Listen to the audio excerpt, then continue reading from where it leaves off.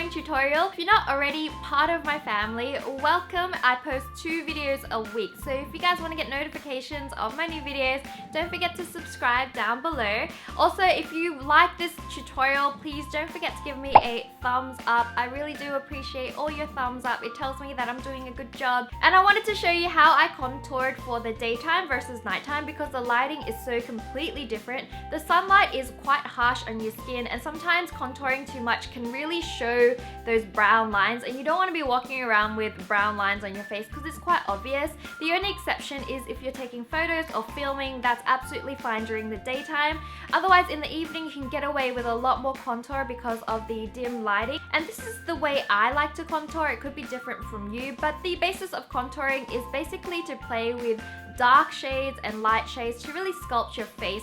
And if you have any questions on how to contour to look like a particular person or get a particular face shape, the best thing for you to do is to grab a photo and notice where the shadows are hitting their face and where the light is hitting their face, and all you need to do is kind of mimic as closely as you can, and you will look closer to that particular face shape or person. You're not going to look exactly the same, obviously, but it will give you kind of a guide on how to contour your face. And depending on the face shape that you start out with, it will kind of affect the way you contour as well. But today I wanted to show you what I liked, and hopefully you can learn something from this tutorial today. So without further ado, let's get straight into the tutorial.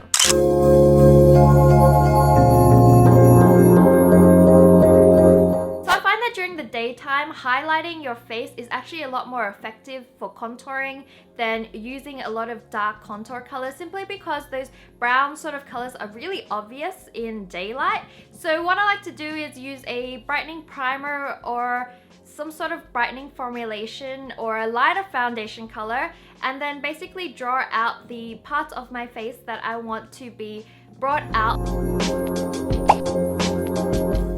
And what I do is then use my normal colored foundation onto a sponge and sort of blend these 2 colors together. This is a very supernatural way to contour during the day, and it'll just brighten your face and make your face look really awesome. I don't know, and it just looks really natural for the daylight.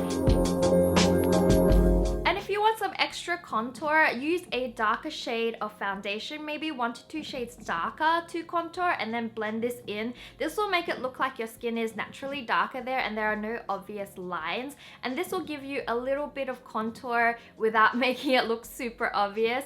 Also, I like to contour my nose during the day as well, and what I'll do is I'll just minimally contour using like a matte brown color that is just a little bit darker than my skin, like a super light color, and then I'll fully blend it in so that you can't see any particular lines.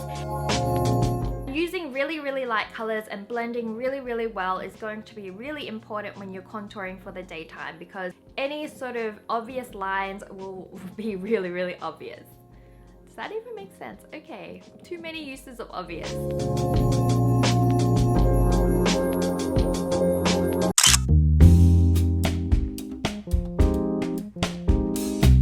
Moving on, contouring for the nighttime is kind of like a free-for-all. What I like to do is start with a matte foundation, a full coverage one. Then I'd pick a concealer that's probably up to 2 shades lighter than my skin to kind of highlight these certain areas.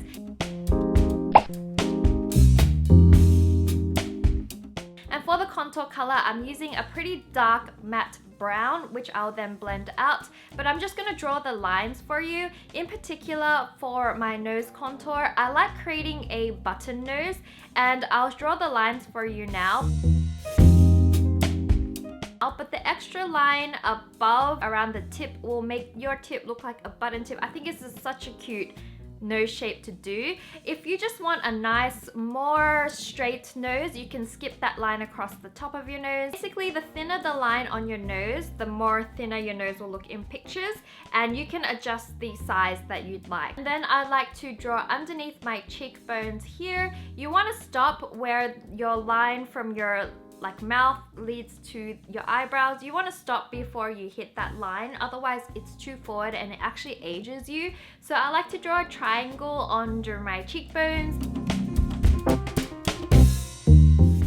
and also along my jawline. Make sure you don't go above your jawline, that can make your face look rounder. If you just sit right below and make sure it's just underneath your neck, you can actually make a more chiseled and slimmer jawline as well. And depending on your face, I like to kind of do it under my chin and under here because I do have a little bit of double chin sometimes, so I like it to recede, so I'll put the colors down there. I like to contour the top of my forehead to make it thinner, and then also it creates a more rounded shape as well. And also, if you're doing a wing liner or anything, having a line from the corner of your eye up to kind of your temple kind of makes your cheekbones not only stand out, but it gives you a little bit of a lift here on the side.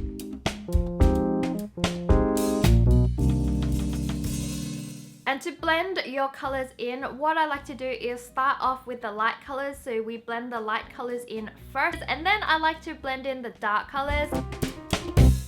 For my nose in particular, I really like using my fingers to blend. I don't know why, but it just seems like the best tool, and it's just really accurate. And what you want to do is you never want to blend the dark colors towards the highlight. You want to blend it away from the highlight color. So that's like a general rule so that you don't muck up the color. For under the cheekbone, sometimes I like to take a fan brush and add a bit more color as well if I feel like I've blended away too much. So that's something I like to do. A fan brush is really useful because it's flat and it really helps you like kind of follow that line, and the flatness makes sure that, you know, you don't go above your cheekbones, although I don't really have much. So, you know, if you have like amazing cheekbones that pop out, it's much easier using a fan brush, but you know, what can you do?